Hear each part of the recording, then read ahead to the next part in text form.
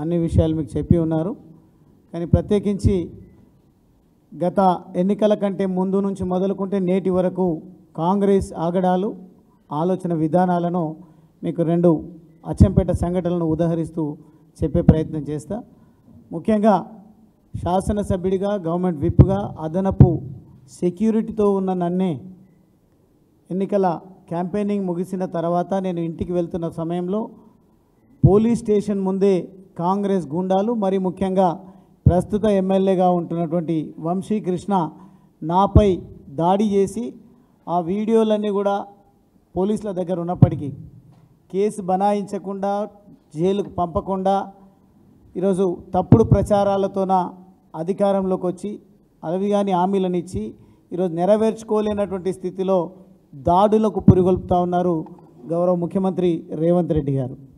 ఈరోజు స్వయంగా ఎమ్మెల్యే అభ్యర్థులు ఎమ్మెల్యేలే ఈరోజు మంత్రులే దాడులకు పురిగొల్పుతూ ఉన్నారంటే ఈ రాష్ట్రంలో నెలకొని ఉన్నటువంటి పరిస్థితి అన్రెస్ట్ ఏదైతే ఉందో మీరు ఇచ్చినటువంటి హామీలను నెరవేర్చుకోలేనటువంటి పరిస్థితుల్లో ఒక ఎన్నిక తర్వాత ఇంకొక ఎన్నిక రావడం, ఆ ఎన్నికల్లో లబ్ధి పొందే పద్ధతిలో గత ప్రభుత్వం బీఆర్ఎస్ను పదే విమర్శలకు గురి చేస్తూ రాజకీయ లబ్ధి పొందే ప్రయత్నం మీరు చేస్తూ ఉన్నారు. అయినప్పటికీ ప్రజల దృష్టిని మరల్చలేకపోతూ ఉన్నాం. మా 6 గ్యారెంటీలు, నా 420 హామీలు ఏవి కూడా ప్రజల మనసుల్లో నుంచి తొలగించాలంటే సాధ్యపడట్లేదు అని చెప్పి హత్యా రాజకీయాల వైపు ఈ వ్యవస్థను మళ్లిస్తూ ఉన్నారు. తప్పకుండా దీనికి తీవ్ర పరిణామాలు ఉంటాయి. భవిష్యత్తులో మేము పదే చెప్తా ఉన్నాం. నిజంగా మా క్యాడర్స్ కానీ లేదంటే ప్రజలు కానీ వీళ్ళు చేస్తున్నటువంటి అరాచకాలు ఆగడాలను చూసి భరించలేక ఎక్కడైనా తిరుగుబాటు మొదలైతే దాన్ని నియంత్రించడం ఎవరి తరం కాదు అని మేము చెప్తా వస్తూ ఉన్నాం. దాడి మొన్న అచ్చంపేట నియోజకవర్గ కేంద్రంలో అచ్చంపేట మున్సిపాలిటీకి సంబంధించి కౌన్సిలర్ ఇంటిపైన దాడి జరిగితే పోలీసులు ప్రేక్షక పాత్ర వహించడంతో పాటుగా నామమాత్రంగా నేను మా నాయకులం అందరం కలిసి డీజీపీకి కంప్లైంట్ ఇచ్చి పికెట్ ఏర్పాటు చేయండి అంటే నామకే వాస్తే పికెట్ ఏర్పాటు చేసింది అక్కడ. కానీ యథేచ్ఛగా దాడి చేసినటువంటి కాంగ్రెస్ గుండాలు అక్కడే తిరుగుతూ హేళన చేస్తూ ఎక్కిరిస్తూ మళ్ళీ భయభ్రాంతులకు గురి చేస్తూ పదే ఇంతటితో ఆగవు ఈ మా దుర్మార్గాలు, మిమ్మల్ని అంతమొందించే వరకు కూడా కొనసాగిస్తామనే పద్ధతిలో మాట్లాడుతున్నప్పుడు మా ఎంపీ అభ్యర్థి ఆర్ఎస్ ప్రవీణ్ కుమార్ గారు చెప్పినట్టుగా దాడులు జరుగుతున్నప్పుడు, అటాక్ జరుగుతున్నప్పుడు సెల్ఫ్ డిఫెన్స్ కోసం ఎవరైతే ప్రయత్నం చేస్తారో దాంట్లో గాయాలైతే అయి ఉండొచ్చు. దాని ప్రకారం చట్ట ప్రకారం కేసు తీవ్రతను బట్టి ఎఫ్ఐఆర్లు నమోదు చేయండి, కేసులు బనాయించండి, పర్వాలేదు. కానీ మొదటగా దాడికి కారణమైనటువంటి వాళ్ళను రోడ్లపైన వదిలేసి ఈరోజు వాళ్ళపైన ఒక రకమైనటువంటి సెక్షన్స్తో కేసులు బనాయించడము, మా వాళ్ళపైన నాన్ బెయిలబుల్ కేసులు వేసి ఈరోజు సుంకరి బాలరాజ్ అని 2వ వార్డు కౌన్సిలర్ భర్త ఈరోజు జైల్లో ఉన్నాడు.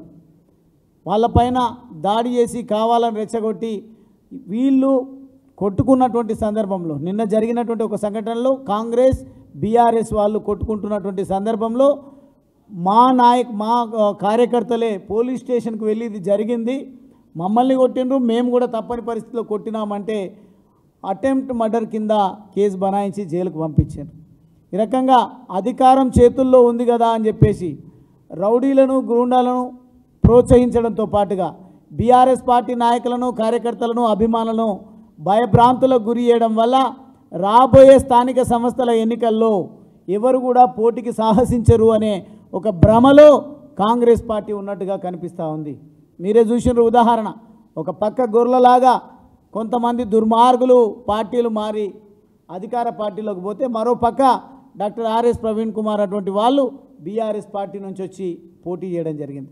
అదే రకంగా రేపు స్థానిక సంస్థల ఎన్నికల్లో ఈ రాజకీయంగా పొల్యూట్ అయినటువంటి వాళ్ళు మీ బేరసారాలకు లేదంటే మీ లోపరుచుకునేటువంటి ప్రయత్నాల్లో భాగంగా కన్ఫ్యూజ్ అయ్యి మీ దగ్గరికి వస్తారేమో, కానీ యువ రక్తం బయటకు వస్తుంది. మళ్ళీ రాబోయే స్థానిక సంస్థల ఎన్నికల్లో నా నియోజకవర్గం నుంచే యంగెస్ట్ ప్రజాప్రతినిధులను చేసిన, నా నియోజకవర్గం నుంచే అత్యధిక వయసున్న వాళ్ళను కూడా నేను ప్రజాప్రతినిధులను చేసిన, ఎందుకంటే వాళ్ళకున్న కుటుంబ నేపథ్యాన్ని బట్టి ఖచ్చితంగా తెలంగాణ యావత్తు కూడా ఏ రకంగా అయితే తెలంగాణ ఉద్యమంలో కేసీఆర్ గారి వెంట నడిచిన మేము ప్రజాప్రతినిధులుగా 10 సంవత్సరాలు ప్రజలకు సేవను అందించడం జరిగిందో, మాతో పాటు పనిచేసినటువంటి నాయకులను కార్యకర్తలను రాబోయే రోజులలో జడ్పీటీసీలను చేస్తాం, ఎంపీటీసీలను చేస్తాం, సర్పంచ్లను చేస్తాం, వార్డు సభ్యులను చేస్తాం, అదేవిధంగా చైర్మన్లను కూడా జిల్లా పరిషత్ చైర్మన్లను చేస్తాం. ఏదైతే లోకల్ బాడీస్లో మీరు భయపెట్టడం వల్ల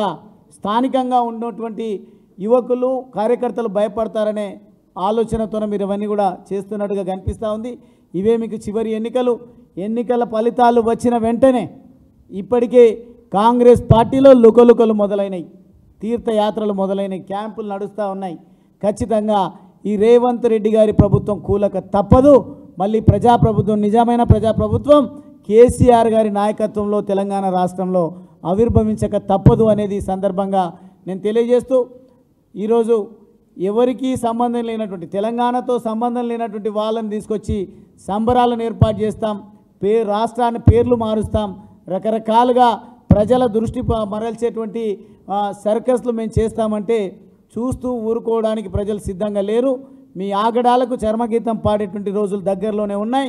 స్థానిక ఇప్పుడు ఎంపీ ఎన్నికల్లో కూడా ఖచ్చితంగా కాంగ్రెస్ పార్టీ తగిన మూల్యం చెల్లించుకుంటుందనేది నాకున్నటువంటి అంచనా. రాబోయే రోజులలో స్థానిక సంస్థల ఎన్నికల్లో పూర్తి స్థాయిలో మా సత్తాను చాటుతాం. భవిష్యత్తులో తెలంగాణ రాష్ట్ర అభ్యున్నతి కోసం పటిష్టమైన పునాదులు వేసి ఈ బీఆర్ఎస్ పార్టీని ఉనికిని చాటడమే కాదు, బాధ్యతను కూడా మేము చూపిస్తామని సందర్భంగా తెలియజేస్తూ, హత్యా రాజకీయాలకు పులి స్టాప్ పెట్టాల్సినటువంటి అవసరం ఉంది. ఈ బెదిరింపులకు పులి స్టాప్ పెట్టాల్సినటువంటి అవసరం ఉంది. ఎంపీలుగా ఎమ్మెల్యేలుగా పనిచేసినటువంటి మా అటువంటి వాళ్ళను సైతం నియోజకవర్గాల్లో అడుగుపెట్టనీయం, అడుగు పెడితే హతమారుస్తామని ముఖ్యమంత్రి నియోజకవర్గంలోనే మొట్టమొదటిసారి నేను ఓడిపోయిన 4-5 రోజుల గ్యాప్ తర్వాత నేను నా నియోజకవర్గానికి వెళ్తున్నప్పుడు స్వయానా ముఖ్యమంత్రి గారి తమ్ముళ్ళ ఆదేశాల మేరకు, అదేవిధంగా అక్కడ ఎన్నిక కాబడ్డటువంటి శాసనసభ్యుల ఆదేశాల మేరకు మమ్మల్ని అడ్డుకునే ప్రయత్నం మేము చేసినా మొండిగా, ఎందుకంటే ఉద్యమ నేపథ్యం కలిగినటువంటి వాళ్ళం కాబట్టి మొండిగా వెళ్తూ ఉన్నాం. చావుకైనా వెనకాడం కానీ ఈ తాటాకు చప్పుళ్లకు మాత్రం భయపడే ప్రసక్తే ఉండదు అని ఈ సందర్భంగా కాంగ్రెస్ ప్రభుత్వానికి, మా పైన దాడులకు పురిగొల్పుతున్నటువంటి నాయకులకు హెచ్చరిక చేస్తూ ఉన్నాం.